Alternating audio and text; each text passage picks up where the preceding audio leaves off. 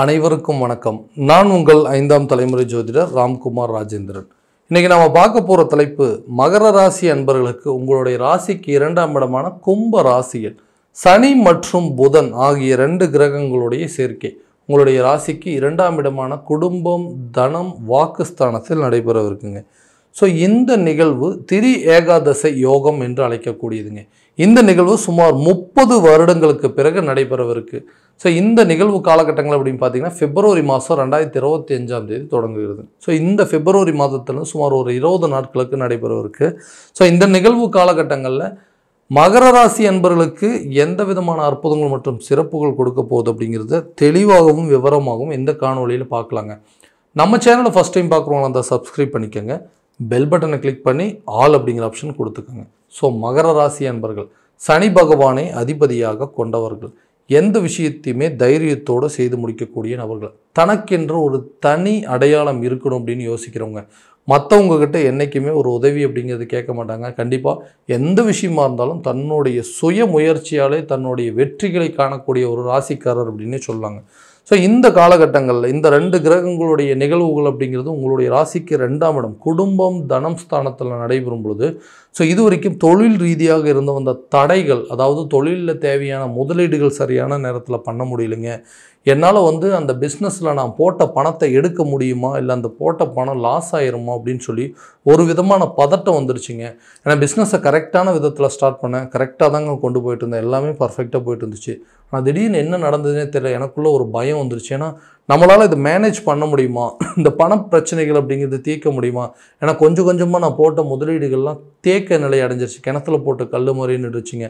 அந்த பணமெல்லாம் கொஞ்சம் கொஞ்சமாக ஸ்ட்ரக் ஆக ஆரம்பிச்சுது. வர வேண்டிய பணம் கரெக்டான நேரத்தில் வரல, என்னால் கொடுக்க வேண்டிய பணத்தை நான் கொடுக்க வேண்டிய பணத்தை என்னால் சரியான நேரத்தில் கொடுக்க முடியலைங்க. வரவு செலவு பிரச்சனைகள் அப்படிங்கிறது கொஞ்சம் தொடங்கிருச்சுங்க.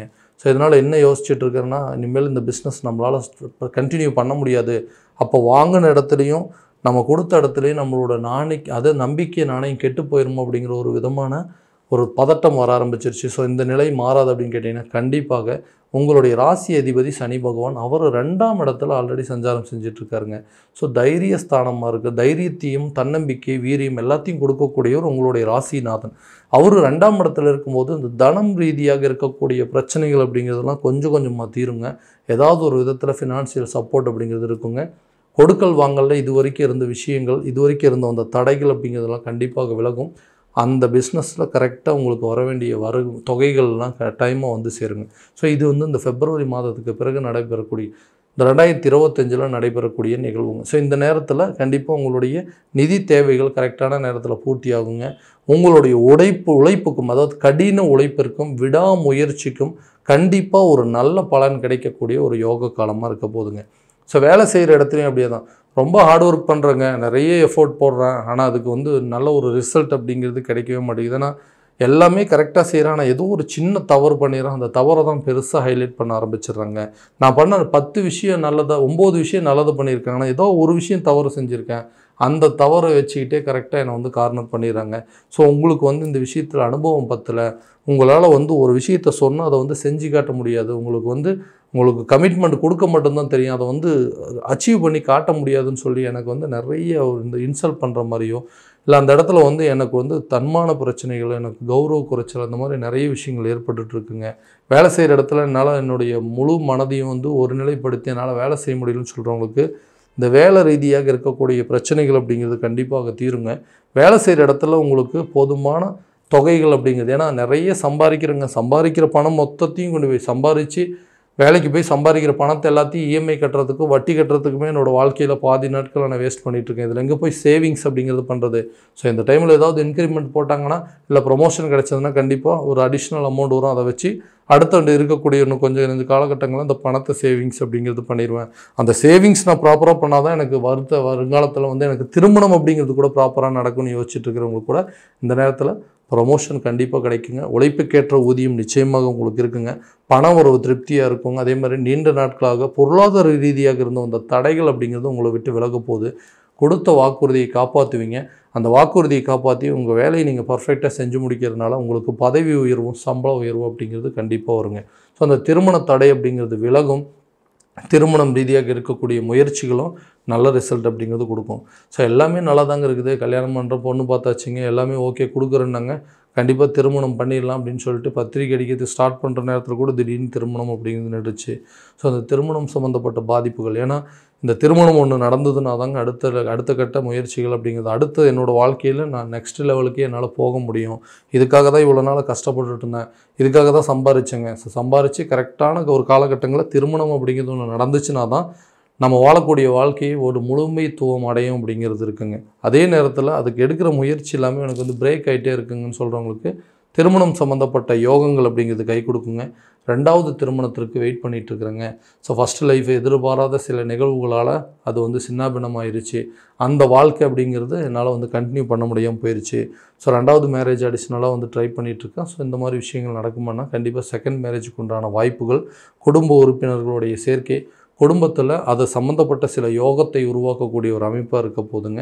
குழந்தை இல்லாத தம்பதியினருக்கு குழந்தை பாக்கியம் ஏற்படும். ஸோ குழந்தை இல்லை, ரொம்ப வருஷமாக வந்து இந்த குழந்தைகள் அப்படிங்கிறது பெரிய தடையாகவே இருக்குதுங்க. இந்த தடையினால் என்னென்னா நம்ம சில விஷயங்கள், அதாவது நிறைய வாழ்க்கையில் எல்லாத்தையும் முன்னேற்றமாக கஷ்டப்பட்டு ஒர்க் பண்ணியாச்சுங்க, சம்பாதிச்சோம், வீடு வாசல் எல்லாத்தையுமே கட்ட முயற்சி பண்ணிட்டோம், கல்யாணமும் நடந்துருச்சு. ஆனால் அந்த குழந்தை பாக்கியம் அப்படிங்கிறது தடைப்பட்டு போச்சுங்க. குழந்தை இல்லாததுனால எல்லாருமே வந்து நம்மளை வந்து ஒரு சில விஷயத்தில் வந்துட்டு ரொம்ப ஒரு மாதிரி பேச ஆரம்பிச்சிட்டாங்க.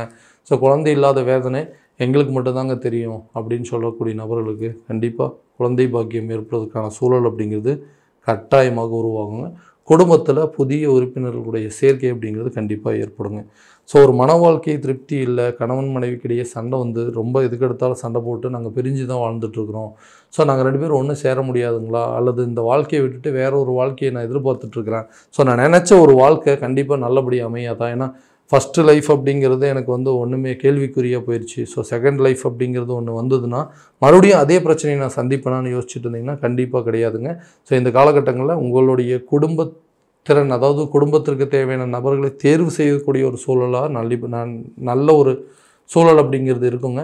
ஸோ குடும்பத்தில் வந்து புதிய நபர்களுடைய சேர்க்கை உண்டாகுங்க. நீங்கள் என்ன நினச்சிங்களோ அந்த வாழ்க்கையை நல்லபடியாக கொண்டு போகிறதுக்கான சூழல், கணவன் மனைவி பிரிந்தவர்கள் கூட ஒன்று சேருவதற்கான வாய்ப்புகள் அப்படிங்கிறது இருக்குங்க. கடன் சம்மந்தப்பட்ட பிரச்சனைகள் கட்டாயமாக தீருங்க. கடன் மட்டும்தாங்க என் பிரச்சனையே, கடனால் தான் இன்றைக்கி நான் இந்த நிலமையில் இருக்கிறேன். அதாவது வேலையை இழந்துட்டேங்க, செஞ்சுட்டு இருந்த தொழிலை இழந்துட்டேங்க, இன்றைக்கி வந்து அந்த கட்டின மனைவியும் இழந்தாச்சு, பெற்ற பிள்ளைகளையும் விட்டுட்டேன், எல்லாருமே என்னை ஒதுக்கிட்டாங்க. இன்றைக்கி கடனால் இன்றைக்கி நான் என்ன கண்டிஷனில் இருக்கேன் அப்படிங்கிறது என்னால் அது வந்து எடுத்து சொல்லவே முடியாது. உயிர் மட்டும்தாங்க மீதி. இந்த கடன் பிரச்சனையினால் மட்டும்தான் எனக்கு இவ்வளோ சூழ்நிலை வந்து மோசமாக போயிட்டுருக்கு.